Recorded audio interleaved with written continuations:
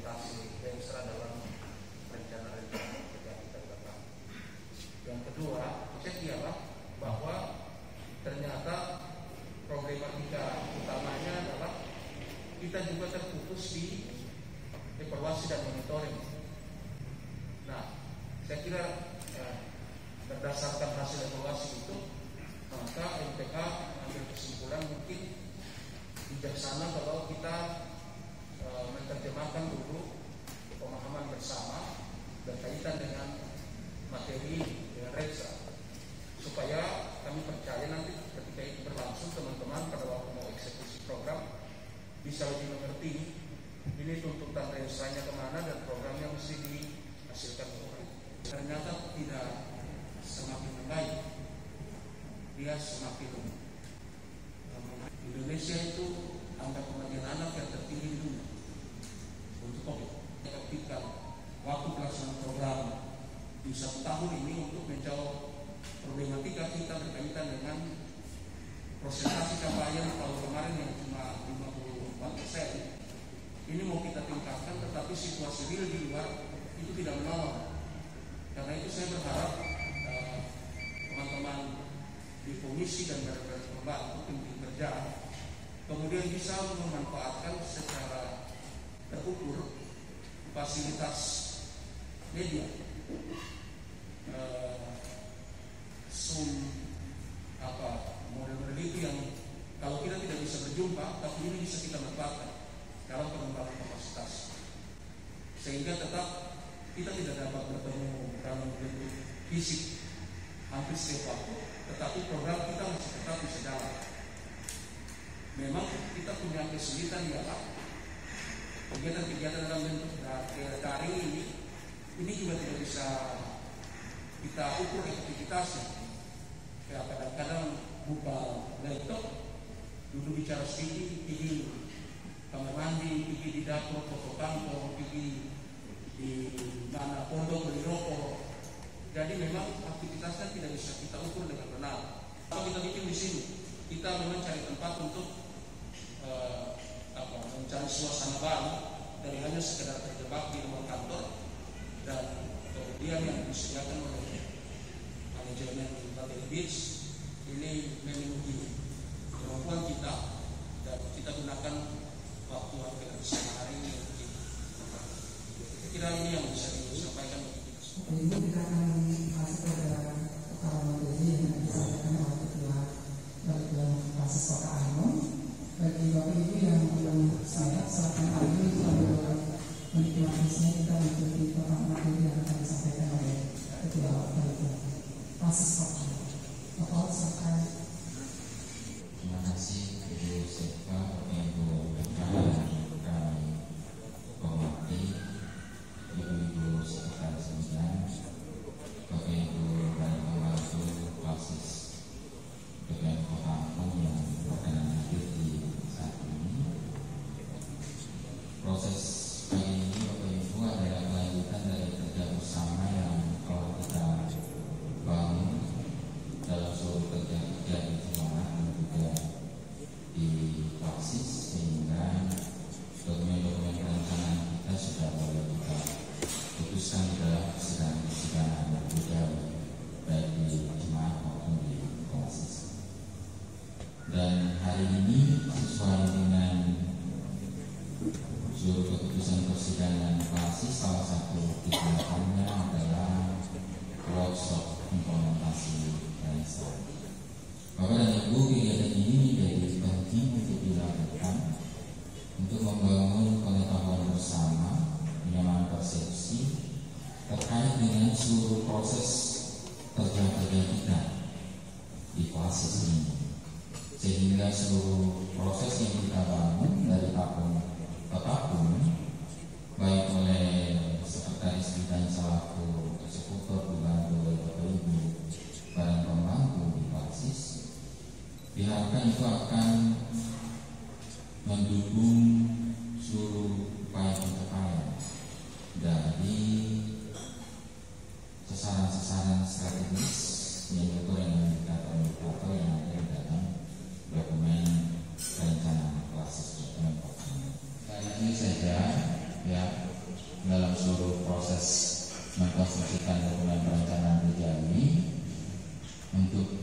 Renstra tahap kedua ini 2021-2025 ini sangat signifikan. Dari paradigma problem solving ke appreciative inquiry, ya, bagaimana menggali potensi yang dimiliki. Dan seluruh alur proses perencanaan kita juga sudah mengalami proses kebenaran dari tahapan-tahapan yang sangat panjang, ya. Di Renstra tahap 1 kali ini kita hanya ada pada 2 tahapan yang krusial dari seluruh dokumen kita, yaitu bagaimana merumuskan sasaran-sasaran strategis yang dicapai dalam kurun waktu 5 tahun yang harus kita rumuskan berbasis pada kekuatan basis dan kemajuan dan juga pada apa yang. Jadi tahapan-tahapan ini Bapak dan Ibu kita sudah dibuat lewat kerja-kerja bersama di rumah maupun di basis. Tentu ya kita mengingatkan saja bahwa kita di basis dan jemaat ya dalam konsep sentralisasi visi dan misi GPM, kemudian membangun prakarsa sentral di level jemaat dan di basis, maka proses-proses yang terbangun ini dilakukan dengan mekanisme ini berbeda. Jadi sasaran strategis yang akan kita capai dalam kurun waktu 5 tahunan yang terpetakan ke dalam 3 profil itu yang akan menjadi ya rujukan kita. Kemudian untuk mensupport itu ada sejumlah program dan kegiatan strategis yang harus kita formulasikan. Tahun depan kita akan memformulasikan dan diputuskan dalam persidangan. Sehingga dalam dokumen perencanaan kita ada yang disebut dengan kebijakan sasaran strategis dan ada kebijakan strategis. Nah, itu proses-proses yang akan mengalami perubahan-perubahan ketika dinamika itu terjadi. Tuntutan kebutuhan pelayanan yang secara tiba-tiba dia mengharuskan gereja ini untuk reaktif dan proaktif. Itu poin di situ Bapak dan Ibu. Dan terkait dengan implementasi ini dan tadi disampaikan bahwa yang sering kita buka adalah bab 4, bab 5 dan lampiran. Tapi yang paling banyak kita pakai nanti adalah lampiran. Nah, dari situ kita akan menerjemahkan masuk ke matriks. Kita akan menerjemahkan masuk ke matriks. Nah, ini membantu Bapak Ibu di CEPIK dan badan-badan pembantu ketika mengkonstruksikan program tahun 2020. Kembali ke matriks ini Bapak dan Ibu. Ada sasaran strategis. Kita sudah dengan tata kode yang tadi. Kemudian ada kegiatan strategis dan rencana implementasi. Nah, bagaimana kita membawa dokumen lampiran masuk ke matriks program tahun? Program strategis berarti kita tinggal copy paste di kolom lampiran, kolom program strategis, kita copy paste masuk ke baris program strategis. Nah, pemilihan itu kita sesuaikan dulu dengan tahun. Kalau kegiatan itu diimplementasikan di 2021, maka kita tinggal copy paste nama programnya. Kemudian kita lihat untuk nama kegiatan strategis. Bapak dan Ibu, ketika meng-copy paste jangan menghilangkan kode kegiatan, nomor kode kegiatan, lokasi kegiatan. Itu di-copy semua masuk. Jangan misalkan Bapak dan Ibu program strategis langsung tulis peningkatan kualitas manajemen BRI. LDK satunya dihilangkan, jangan.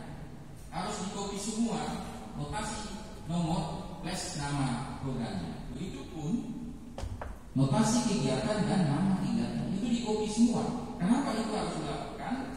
Karena ketika kita melakukan monitoring evaluasi, kita akan mensejajarkan tuh, oh ini kegiatan ini punya hubungan dengan sasaran strategis ini, dan itu akan membantu kita di Monef untuk melakukan analisis dan evaluasi. Kemudian biayanya, kelompok sasaran, tempat dan waktu.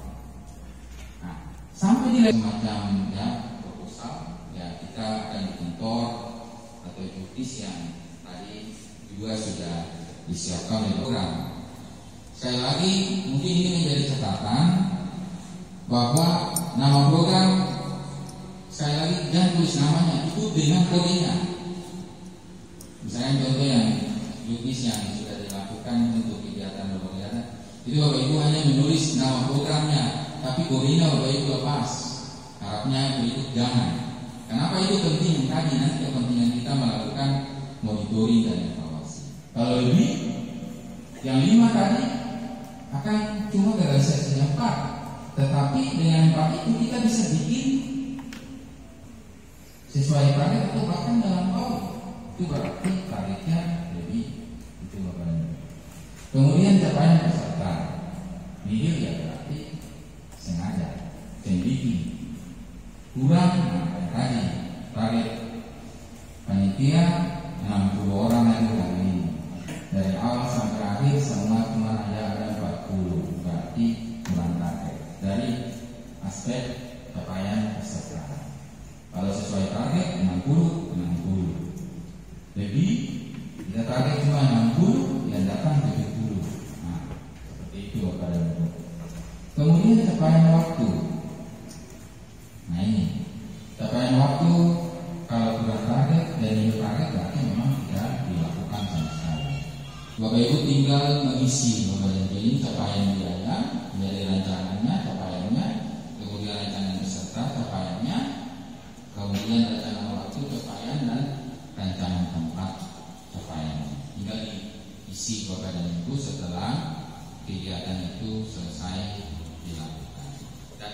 Ini disampaikan terkait dengan seluruh proses kita yang tadi disampaikan oleh Pak Ketua bahwa proses diskusi bersama ini menjadi penting untuk dilakukan supaya semua kita punya pemahaman yang seragam dan punya satu semangat untuk lakukan seluruh kerja-kerja bersama kita di tahun ini. Paling penting itu tadi catatannya Bapak dan Ibu, efektivitas waktunya hanya tinggal 5 bulan terhitung dari sekarang. Nah, bagaimana kerja kita tim yang sudah dibentuk bersama dengan sekretaris bidang mengimplementasikan seluruh keputusan itu Bapak. Baik, terima kasih banyak. Tambahan yang pertama, Bapak dan Ibu, untuk program 2021 itu sudah kita rumuskan untuk ditetapkan. Jadi memang tahun ini kita tidak lagi merumuskan program 2021. Kita tinggal menerjemahkan program itu dalam bentuk eksekusinya. Dan saya kira ini bacaannya ada di sirkuit dan juga di kerja dan yang kedua, pengetahuan kita tentang bagaimana membaca dan mendistribusikan perencanaan ini dalam program itu akan dilakukan nanti mulai bulan Oktober. Jadi bulan Oktober tahun ini itu setiap komisi dan dari pembantu sudah mesti memasuki fase membaca rensra dan kemudian merencanakan program 2021 sesuai dengan arah strategis pelayanan untuk 5 tahunan. Jadi 2022 kita bikin apa? Lalu kemudian inti kerjanya sampai makanya dalam program itu sudah mesti kita mulai kerjakan di Oktober dan karena nanti Desember di rapat konsultasi yang lalu itu semua perencanaan program untuk misi dan jemaat 2022 itu sudah kita Kita hari ini bersyukur bahwa selama pelaksanaan renstra di Klasis Kota Ambon, kita melakukan workshop hari ini dan punya pengetahuan yang banyak tentang pelaksanaan renstra. Dan ketika informasi atau pengetahuan yang kita miliki, saya percaya bahwa untuk ke depan Klasis Kota Ambon sudah familiar dengan pelaksanaan kegiatan itu disampaikan oleh Bapak Ketua tadi bahwa petunjuk pelaksanaan kegiatan itu mesti menjadi soal penting bagi kita melakukan evaluasi dan pelaksanaan program nanti. Suatu pendidikan yang bisa dilakukan Beliau beberapa beberapa hal yang mesti kita kembali mempertahankan isi mati pelabuhan internasional Profesional dan 2020 kita berbentuk kita mengalami masukan pada itu. Karena itu mesti kita diskusi tentang sistematika pelabuhan karena kita sudah punya metode lain. Supaya tadi yang disampaikan, kalau saya ikuti dari pandangan sumber itu soal capaian waktu itu bisa terjadi pada waktu yang ditetapkan dalam program atau bisa saja dalam kondisi lebih awal dan bisa saja lewat waktu. Tapi bisa kata dalam capaian waktu itu lamanya program yang berjalan. Contoh di hari ini, kalau dalam implementasi Renstra di hari ini, tepatnya sesuai programnya hari ini, tetapi capaian waktunya itu berapa jam yang ditentukan di sana. Kalau dibilang sehari, tetapi pelaksanaannya bukan sehari, tetapi cuma 6 jam. Nah ini capaian waktu itu yang diukur, bukan tanggal. Maksud saya itu kalau tanggal itu sudah ini tidak dapat mengukur capaiannya, tapi waktu apapun implementasi proses ini dia berjalan sehari, jadi semua orang sudah memahami tentang implementasi proses ini. Itu maksudnya. Dari tim Bank ini bukan pertanyaan, tetapi kita sharing saja sehingga minimal menjadi refleksi bersama. Yang pertama, saya kira catatan penting dan ini nanti akan harus dilakukan di kemudian hari, bahwa ternyata memang harus ada rekonstruksi terhadap pola kita menyusun Renstra. Kenapa? Karena kelemahan kita saat ini adalah ada hal-hal yang dari sisi kewenangan levelnya ada di yang paling atas, kita tidak diberi, tetapi dia dipaksakan harus masuk turun ke Renstra. Dan menurut saya ini dia tidak akan mampu menyebabkan kebutuhan kita dalam mencapai visi bergereja kita. Dan saya kira itu nanti akan kita berwaktu di kemudian hari sehingga pola kita untuk dalam hal pendekatan penyusunan Renstra harus mengalami sebuah transformasi. Yang berikut terkait dengan implementasi Renstra, Bapak Ibu sekalian dan Ketua Tim Litbang, bahwa perencanaan itu adalah siklusnya dan melakukan implementasi Renstra yang levelnya kebijakan, dia harus turun pada yang levelnya itu tindakan. Karena dia diimplementasi dengan tindakan. Renstra itu yang membuat semua yang namanya kebijakan dan itu dia normatif. Sehingga bagaimana harus diderivasi menjadi lebih teknis untuk menjadi sebuah tindakan. Implementasinya itu lewat kita melakukan realisasi seluruh pelaksanaan program kegiatan. Karena kebijakan itu sudah diarahkan pada yang paling strategis itu ada di program kegiatan. Nah, siklus kita dalam proses untuk perencanaan itu minimal itu adalah 4 siklus yang harus dilakukan. Yang pertama itu adalah planning, itu sudah kita lakukan saat ini, itu Renstra jalan. Yang berikut itu disebut budgeting atau anggaran. Yang setelah budgeting kita masuk pada yang disebut sebagai implementasi pelaksanaan. Dalam implementasi maka akan ada yang namanya monitoring evaluasi. Ada siklus itu yang menjadi siklus dalam proses kita melakukan implementasi perencanaan. Tetapi satu hal aspek yang paling penting jangan lupa di antara siklus itu, di tengah-tengah itu ada yang namanya reporting atau pelaporan. Nah ini sangat penting untuk dilakukan, terutama bagi setiap pelaksana program dan kegiatan. Sehingga setelah selesai melakukan program dan kegiatan, maka setiap pelaksana itu berwajib melakukan penyusunan laporan pelaksanaan program kegiatan. Yang harus di dalamnya menggambarkan tentang pelaksanaan program kegiatan, terutama di dalam menggambarkan permasalahan dari pelaksanaan program kegiatan itu. Kenapa? Karena itu akan membantu tim Litbang untuk melakukan proses monitoring dan evaluasi.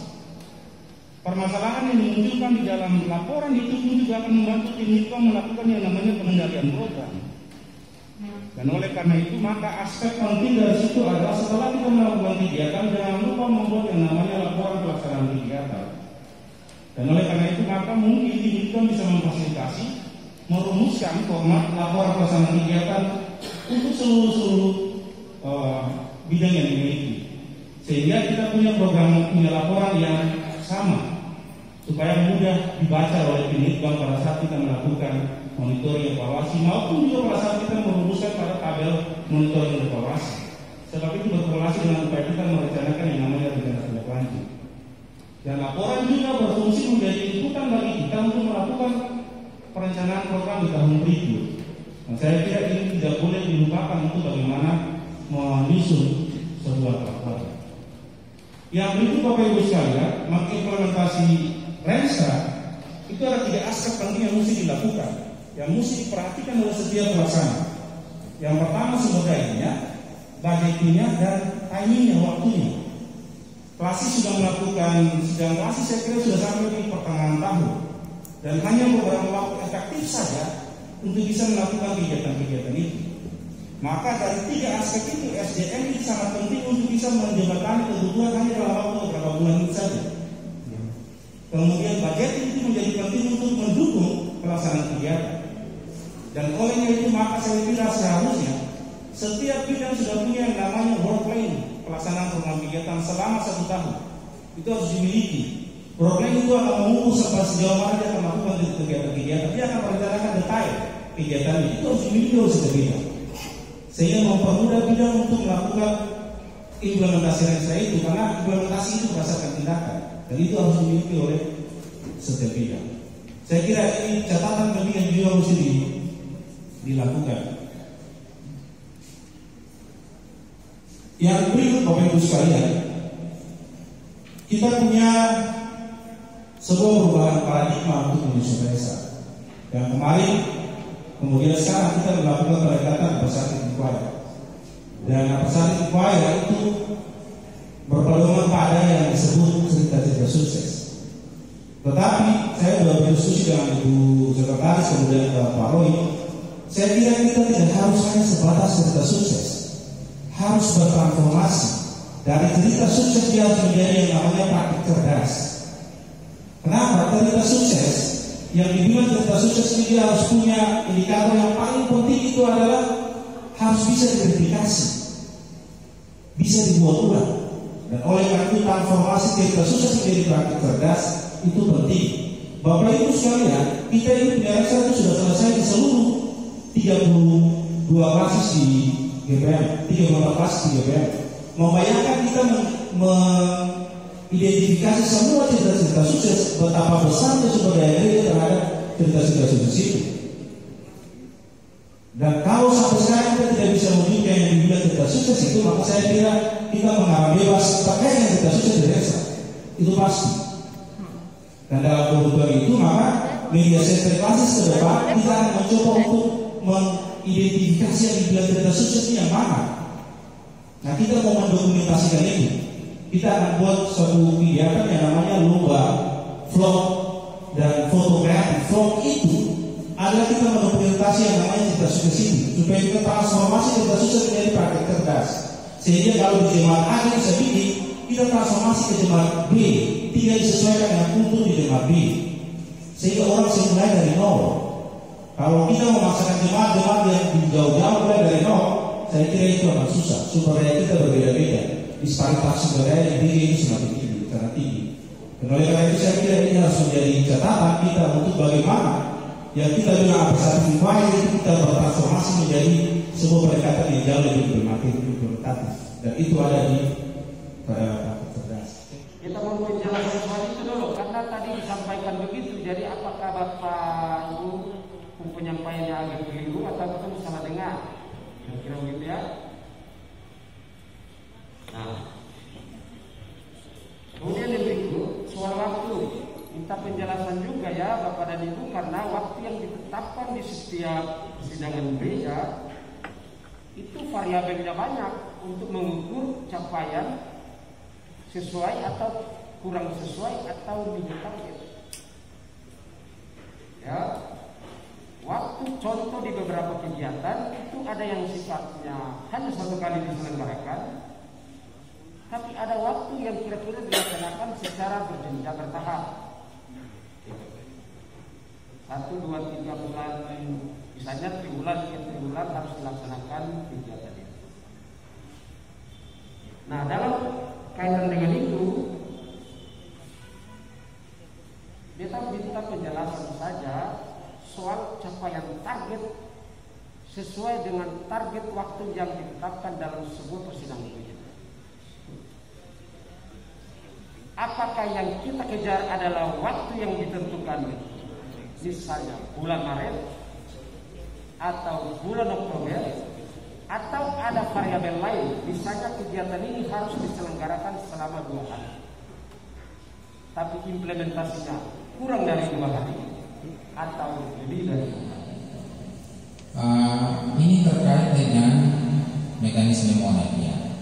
Ini perlu dijelaskan detail di sini Bapak dan Ibu. Memang sengaja tadi saya, karena ini level pelaksanaan pengukuran Monefa ini nanti oleh tim Monefa, maka memang proses itu sengaja tidak dijelaskan detail. Nah, dan karena itu ada persamaan yang disamakan. Ditanyakan Pak Soni tadi, benar Pak Soni, kita mengukur capaian kegiatan ini itu punya korelasi dengan 5 aspek tadi. Jadi semua diakumulasikan. Jadi capaian aspek kegiatan yang terbaca lewat capaian indikator, kemudian ditambahkan dengan capaian aspek biaya, kemudian capaian aspek waktu, dan capaian aspek tempat. Itu 5 aspek yang, jadi kita tidak, Bapak dan Ibu sekali lagi, pengukuran capaian ini tidak parsial, tetapi dia secara keseluruhan memberikan kontribusi untuk pencapaian kegiatan itu secara menyeluruh dari matriks program. Jadi selama ini kita hanya mengukur capaian itu ketika kegiatan itu terlaksana, ya sudah katakan berhasil. Tetapi secara kuantitatif bahkan kualitatif, proses itu tidak dilakukan secara menyeluruh dari aspek capaian indikator. Apakah input proses dan outputnya, apakah itu terkait dengan capaian peserta atau kelompok sasaran yang ditargetkan, apakah itu terkait dengan biaya yang kita rencanakan dan direalisasikan, dan apakah itu terkait dengan waktu dan tempat di mana kita lakukan kegiatan. Jadi kita membacanya satu kesatuan. Jadi Bapak dan Ibu, ini dari ketika seluruh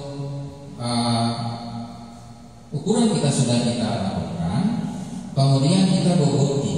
Nah ini ukuran secara kuantitatif Bapak Ibu. Nanti kita akan menjelaskan bagaimana mengukur kualitatifnya. Nah, jadi yang nilai target, kurang target, sesuai target, lebih target, itu ada pembobotannya Bapak dan Ibu. Nah, nilai target itu bobotnya 0. Kemudian kurang target bobotnya 1, sesuai target bobotnya 2, lebih target bobotnya 3. Nah, kemudian itu ada penjumlahan. Ini formulasi ini Bapak dan Ibu.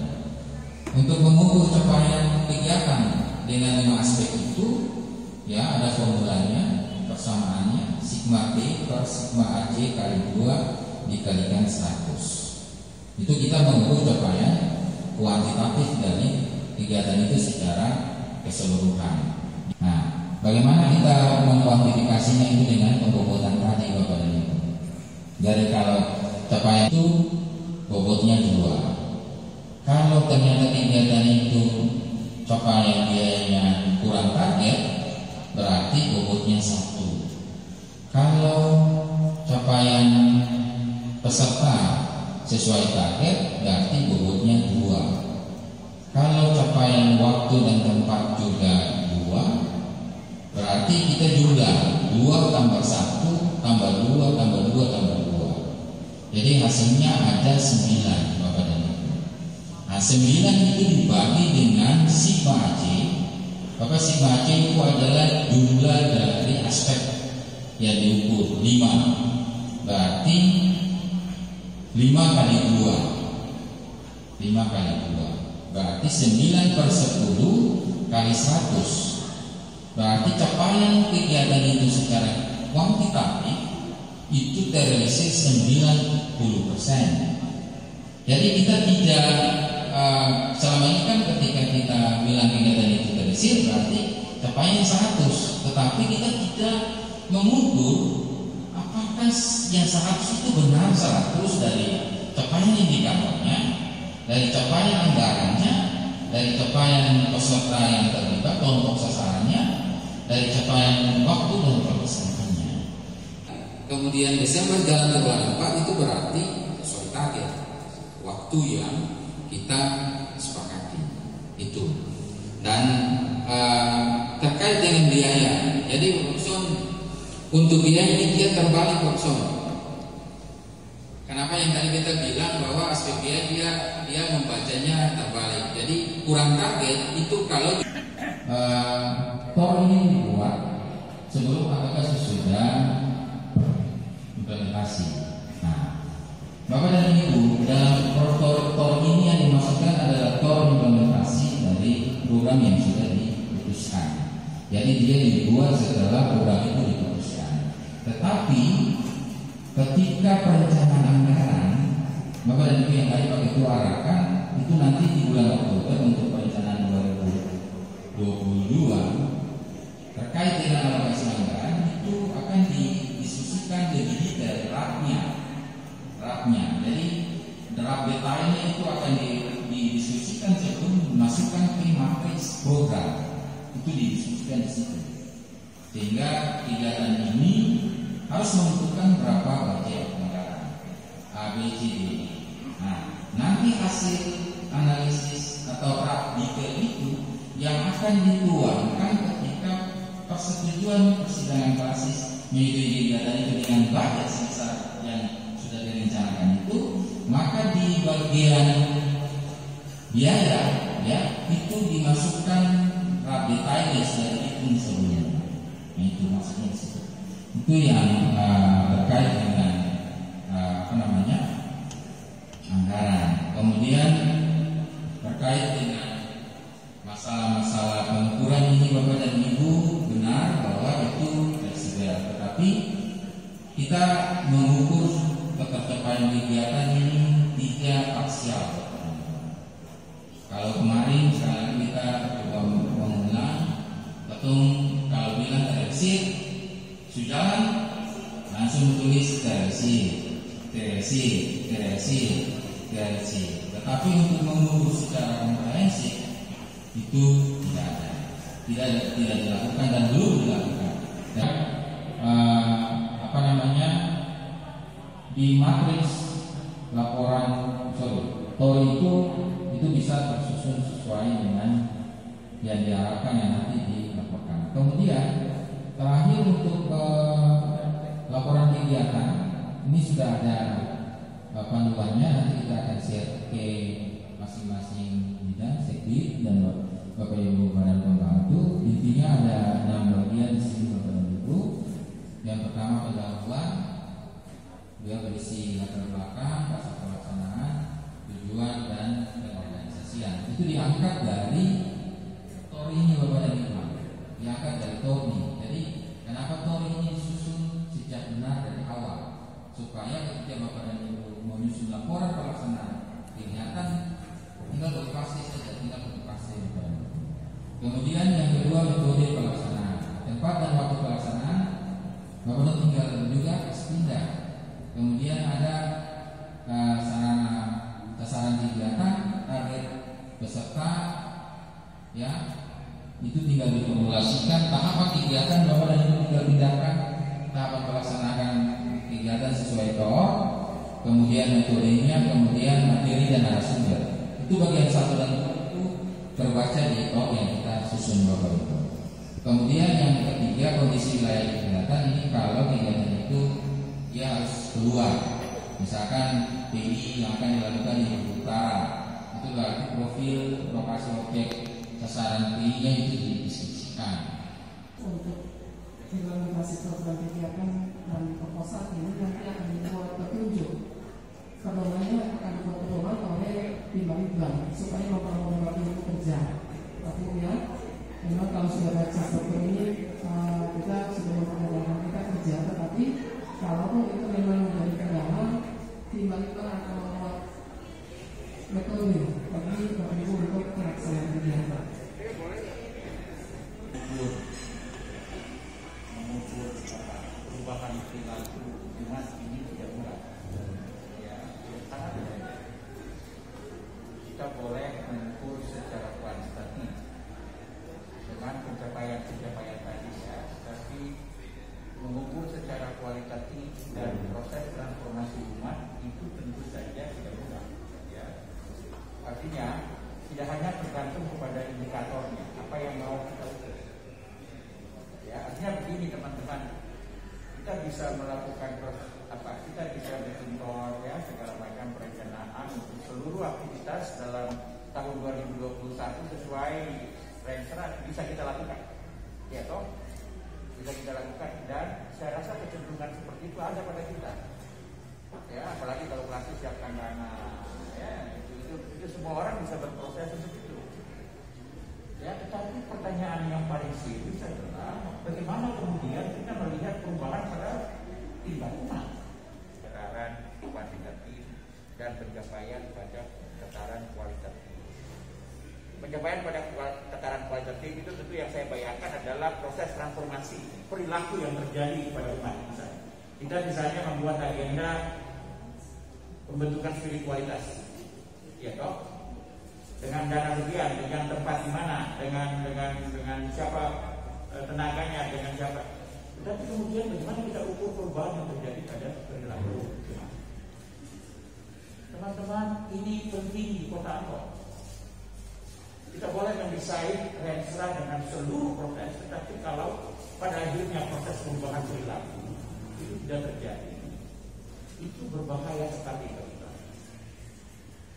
Renstra itu punya kekuatan dan punya kelemahan ada di situ ya, dan saya pikir teman-teman tahu itu ya, bagaimana soal mendesain perencanaan yang berimplikasi. Nah, apakah pelaporan misalnya pertanyaan saya, pelaporan yang dibuat oleh tim misalnya, ya tahu, pelaporan yang dibuat oleh tim itu sudah mencakup, dia sudah berhasil mengukur tingkat pencapaian kualitatif atau tidak, ataukah hanya proses itu akan dilakukan oleh monitoring dan evaluasi. Apakah itu yang dilakukan ya? Nah ini masalahnya. Oleh karena itu teman-teman tim kerja betul-betul mesti mengerti betul bahwa yang dia buat ini sesuai dengan visinya, baik visi klasis, visi jemaat, visi sinode, dia terukur.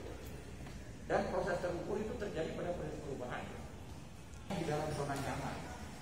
Saya mau bilang ini memang ada betul. Tidak ada pencapaian apapun yang kita capai di dalam zona nyaman. Apa konkretnya begini? Kita tidak bisa bilang pencapaian dari segi keuangan, klasik semua bisa atur. Tidak bisa ya. Tidak bisa. Dalam kondisi pandemi, sulit kita bayangkan zona nyaman. Oleh karena itu kita harus siap untuk mengukur seluruh proses keberhasilan di tengah zona tidak nyaman. Semua. Saya pikir ini mesti saya kemukakan supaya jangan sampai kita merasakan ini sudah terprogram 5 bulan. Teman-teman itu bisa saja tidak terjadi. Ini yang saya maksudkan dengan zona tidak nyaman. Ya, jadi kita mesti punya bayangan itu. Dan saya rasa kalau 5 juta kalian berhasil nggak baik untuk apa? Tetapi kalau di bawah 5 juta kalian berhasil, itu penting. Ya toh, ini beda. Beda punya perspektifnya begitu ya. Jadi tinggal kalian bagaimana melihat. Beda Pak Niki mungkin saya mau kembangkan beberapa karena dia punya tugas ini punya tugas untuk bagaimana pemberdayaan desa. Kemudian bagaimana proses-proses pengembangan yang sifatnya personal. Ya, dan juga memang proses pengembangan itu juga dia sangat berkaitan dengan soal advokasi jemaah secara keseluruhan. Dalam proses pandemi misalnya, bagaimana kita mengadvokasi publik mengadvokasi jemaat dalam perspektif misalnya bagaimana kita konsisten dengan protokol kesehatan. Itu juga bagian dari advokasi. Itu bagian juga dari proses pengembangan ya. Proses pengembangan. Oleh karena itu, Pak Andi, saya minta untuk nanti pendeta-pendeta jemaat, saya minta untuk kita mesti betul-betul siap untuk mereka punya tinggi pastoraya. Kemudian saya minta juga pemerintah tinggi pastoraya dari itu kita ketemu apa yang harus menjadi fokus dari tinggi pastoraya yang ada di jemaat. Apa tugas kita? Ya, yang harus kita persiapkan, kita benahi, kita edukasi, kita memberikan keterampilan, memberikan segala macam, itu harus jelas.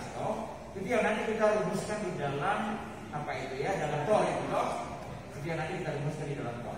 Kemudian misalnya kita melakukan advokasi pendampingan terhadap para pendeta. Kita tidak bisa hanya untuk pendeta bermasalah lalu kita panggil. Penggembalaan yang selama ini dilakukan oleh gereja, pendeta bermasalah panggil. Itu bukan penggembalaan sebetulnya. Penggembalaan itu sebelum orang bermasalah kita sudah harus memberikan pendampingan kepada mereka.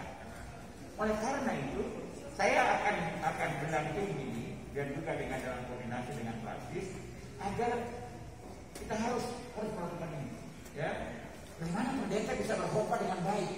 Itu bagian juga dari tanggung jawab kita mendampingi mereka. Bagaimana mereka dekat dengan umat, itu bagian dari supaya jangan mereka punya masalah moral, bagaimana kita persiapkan. Ya, saya rasa itu bagian dari proses pendampingan. Ya. Jadi itu perspektif saya ya, Pak Ani. Dan oleh karena itu, Bu Dana, saya berharap nanti kita segera cepat untuk membentuk tim pastoral yang di jemaat. Kemudian kita akan melakukan koordinasi bersama pimpinan praksis dan tim Renstra. Dan apa yang kemudian bisa kita lakukan. Saya rasa itu beberapa pikiran saja ya, nanti saya. Terima kasih. Setelah menjawab seluruh program tahun 2021 itu memang kita tidak bisa mencapainya 100%. Tetapi yang disarankan supaya kita melihat program-program yang ada yang menjawab salah satu dari proses kota Ambon. Bapak Ibu ya, jadi untuk komisi kita memang sudah keluar kerja nanti juga disampaikan catatan-catatan penting oleh Bu Ketua.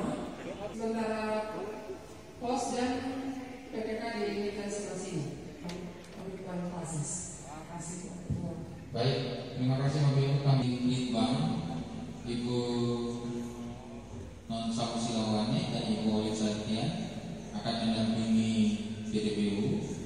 Kemudian di BPK Pak Dini Tikas akan mendampingi BPK. Kemudian di pos Ibu Desi Pati akan mendampingi pos, dan Ibu Non Tati Kalawan akan mendampingi BPK. Untuk proses-proses diskusi, fokus kita menjadi tata usulan tadi oleh Pak Maika, Bapak dan Ibu, dari seluruh rancangan program tahun 2021 yang sudah diputuskan dan belum diimplementasikan, ini menjadi fokus diskusi untuk mendapat prioritas dengan kondisi kita hitung waktu efektif hanya 5 bulan Bapak dan Ibu untuk work plan-nya setelah workshop ini dilakukan untuk diimplementasikan. Dan PPK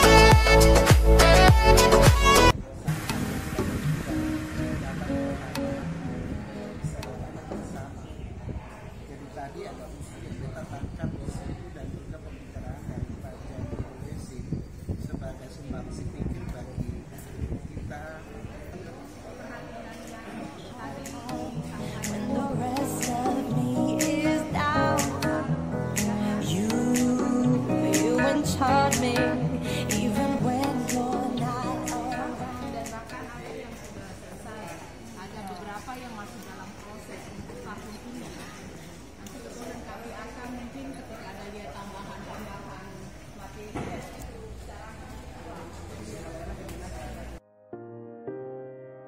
Siapkan SOP yang mengatur seluruh proses implementasi program kegiatan.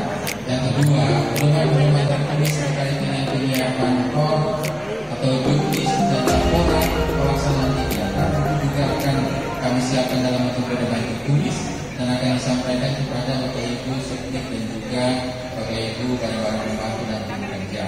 Dan kiranya proses tindakan ini juga akan bersama dengan tim Rensra atau tim Banjarmasin untuk adalah konstruksi setelah pelaksanaan kegiatan ini sehingga proses-proses implementasi Rensra yang kita juga ada dalam koridor yang sama dengan proses ketindaklanjuti. Mungkin itu tambahan dari kami. Terima kasih.